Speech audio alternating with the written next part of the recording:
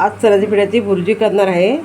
तर त्याच्यासाठी मी मिरची, लसूण, टमाटो, 2 कांदे, कढीपत्ता, हिंग, सुके मसाले, 1 वाटी चण्याचं पीठ घेतलं आहे. तो चांगला भाजून घ्यायचा.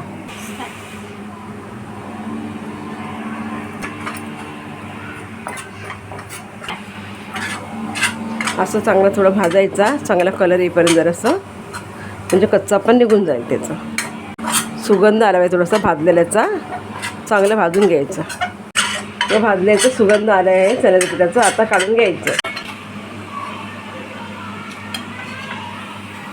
1 वाटी पाणी घेतलं आहे. 1 वाटी पाणी जे टाकायचं, थोडं भिजत ठेवायचं 10 मिनिटासाठी.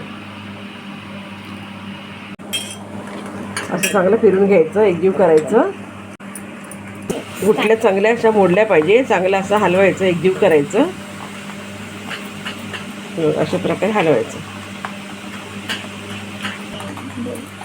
बघा चांगलं फेटलं गेलं आहे. गुठल्या पण सगळ्या विरघळल्या गेल्या आहे. ते बघा एकदम ते झालं, परफेक्ट झालं आहे. बघा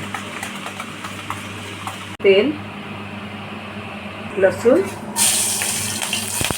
मिरची, हिंग, कढीपत्ता, कांदा.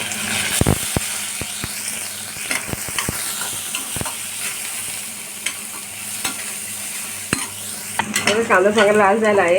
चांगला असं लाल सोनेरी कलर पण ठेवायचा. त्यानंतर टमाटर टाकायचं, जरा फिरवायचं असं. चांगलं तसं लाल होऊ द्यायचं टमाटर. जरा थोडासा स्लो ठेवायचं टमाटर. सुके मसाले,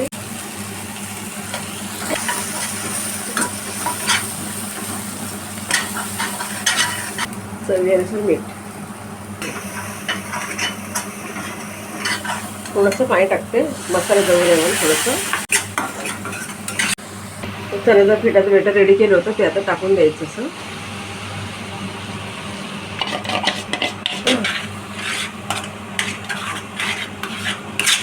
जास्त पाणी टाकायचं नाही. भुर्जीची पद्धत करायची त्याची. आणि जास्त शिजवायची गरज नाही. स्लोवरती 10 मिनिटं ठेवायचं. सगळं पीठ टाकलं आहे कालवलं. आता 5 ते 10 मिनिटं स्लोवर ठेवायचं, कारण ते शिजवलं होतं, भाजून घेतलं होतं ना मी, म्हणून जास्त शिजवायचं नाही.